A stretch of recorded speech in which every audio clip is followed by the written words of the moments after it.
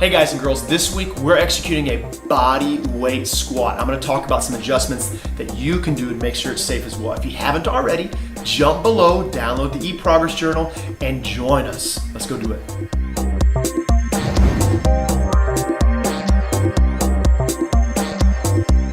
All right, let's get to it. A body weight squat. Now we're gonna talk you through how to make this as safe as possible because I know some of you may be impeded left, right, whatever it may be. Here we go, let's get this.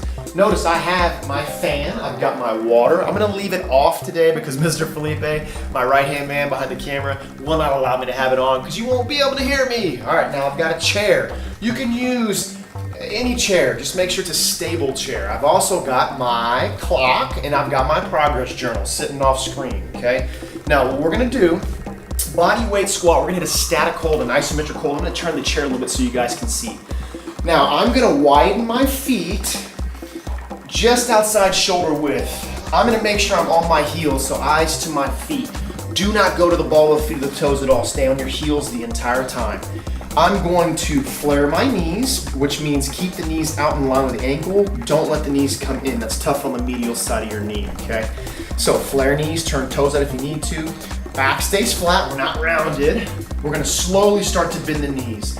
You go down just low enough to where you feel your muscles engaged and you don't feel wobbly or weak. If clock is on, you can continue to go lower. Try to get down to 90 degrees or just before you're touching the seat. Now also notice, for safety, I have the chair underneath my rear end, so when I have fully exhausted my muscles, I can no longer continue without changing the form. I'm gonna simply sit my rear end down on the actual chair. That way it's safe, that way we're measured. Now, we're looking to fully exhaust our muscles. You should already start to feel burn in your thighs as well as your rear end. Think about flexing your rear end, flaring your knees because that's gonna engage glute medius as well as the rest of that rear and lateral side of your quadriceps. Stay through the heels, evenly through both of these legs. Posture is erect. It is flat rather, not erect. So my back is flat. It's not erect. Okay, I'm flat because I got my center of gravity. We are looking for no more than 3 minutes of time and attention. I know everyone's laughing right now. Much more endurance space because we're more than likely not going to make it to the 3-minute mark. That deep burn that you're feeling in your thighs, that is stores of glucose being drained. Deliberately lactic acid is what you're feeling, but you're draining stores of glucose. Heart rate starting to engage. Keep your abdominals tight, back flat, relax the neck. If and when you find that spot where your muscles are done and you can no longer continue with integrity-based form, which means mechanical sound and muscle engaged, you just slowly take the hips down to the bench. We are crossing the 130 mark, no more than a total of 3 minutes. Now the goal is to fully exhaust the muscles. That's what you want because that leads to results. Measurable is manageable. You wouldn't throw 2 casseroles, I use this example all the time, in the oven, same ingredients, one on 400 degrees, one on 200 degrees, one for 3 hours, one for 1 hour, and expect to get the same result. Calming that mind, breathing freely.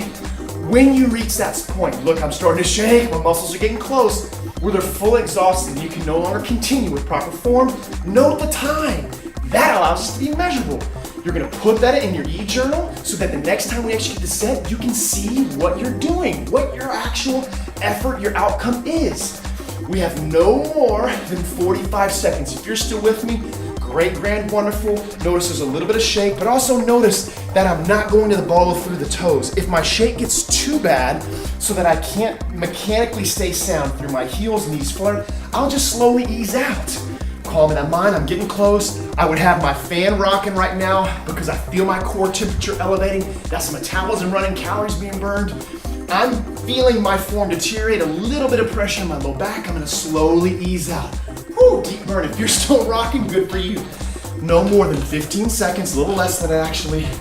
10 seconds, 9 seconds. I found mine at 242.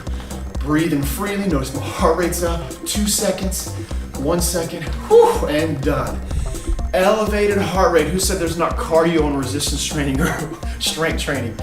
Now, it's very important. Make sure you grab your e-journal. If you haven't gotten it, you should have downloaded it. Go download it now. Write in your progress journal, 242 is what I would write, where you reached full exhaustion. Come back to this exercise set.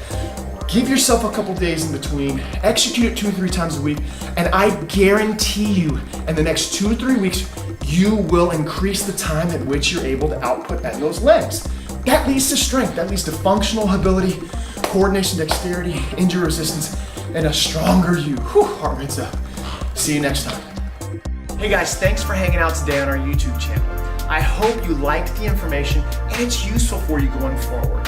If you're interested in weekly workouts that are guided, jump on over to the link that is below in the description box. It's msworkouts.com. We've also included a 10% discount to those workouts below just because you watched all the way to the end of the video. Again, hope it was useful. Look forward to seeing you in future videos so that we can together empower you and those living with MS.